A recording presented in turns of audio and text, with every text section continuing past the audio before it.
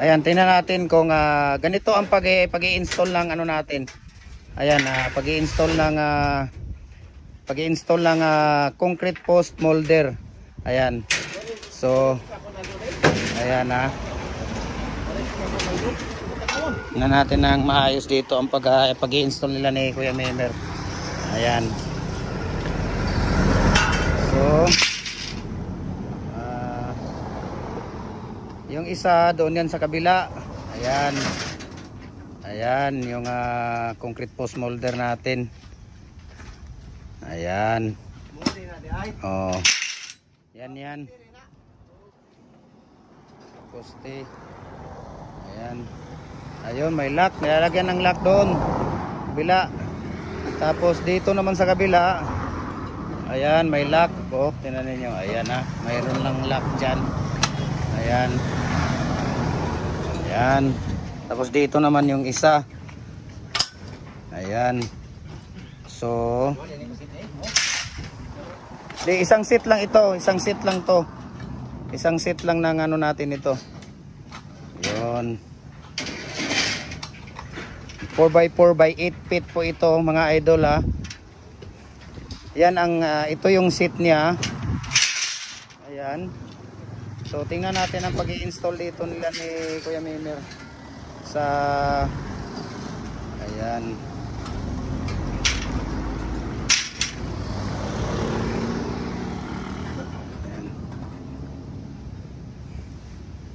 So tulungan nyo si Kuya.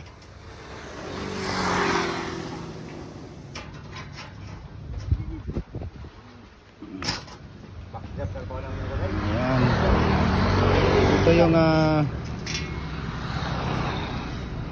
ayan, number 2. So may mga ano pala yan, may mga number pala yan, numbering. Ayan number 2, ayan. Ayan kung nakikita ninyo, ayan may number ano mo, ayan number 2. Ayan, 1. Sige, tulungan nyo muna si Kuya Memer. Kuya Ruel, tulungan mo si Kuya Memer dyan mag-install ng ano niya. So, ganyan lang mag-install ng ano. Ano yan? Anong number? 7. Ha? 7. So, dyan sa dulo. Ayan tingnan mo. Ayan may number 7. Ayan. So, dyan sa dulo. Dyan sa may bandang dulo yan.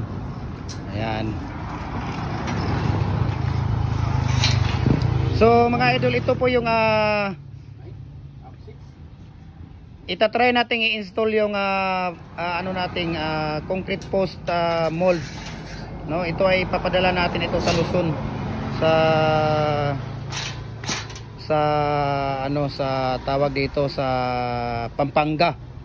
Ayan, papadala natin sa Pampanga ito.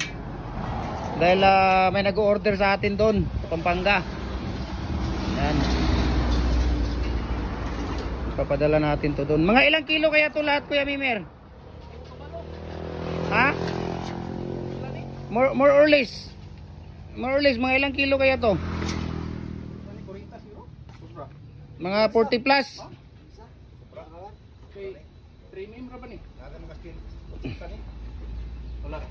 Wala 80, masyado namang mga 40 plus siguro ito. 40 to 50 kilos. Lahat isang ano niya.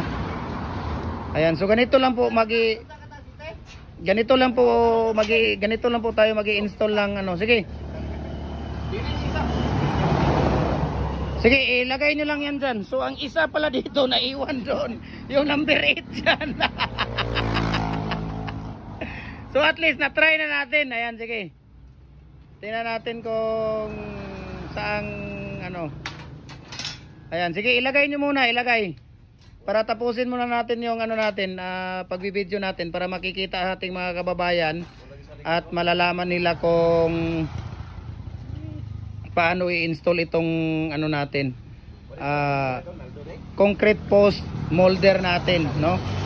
So ganito po ang pag-i-install natin ng concrete post molder, no? Mayroong lock yan. So kailangan naka ano siya, kailangan level talaga ang lupa dito. Kuya, di ba? Kailangan level ang lupa dito para ano, para tawag dito fit na fit, ma-fit talaga siya sa ano, lalo na yung mga ginagawa ni Kuya Mimer na ano.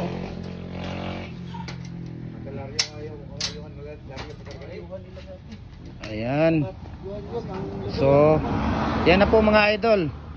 So, ganyan lang ang pag-i-install ng ano natin. So, tapos ilagay mo yung isa, Kuya Mimer. Yung isa naman ay muhon. Ayan, yung muhon. Ilagay mo yung ano yan, yung condem niya. Pag halimbawa, city lang. Nasaan ang 7? Diyan ba ang 7, Kuya? 7 feet? Saan ang 7 feet? Diyan ang 7 feet. Sige nga, pagilagay nga yung ano natin pang ano niya. Yan po ay pag halimbawa 6 feet lang ang gawin mo. Yan ang ano mo. Yan. Yan ang ilalagay mo na tawag dito.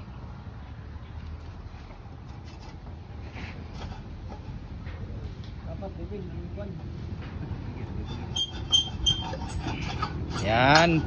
So ito na po mga idol, no.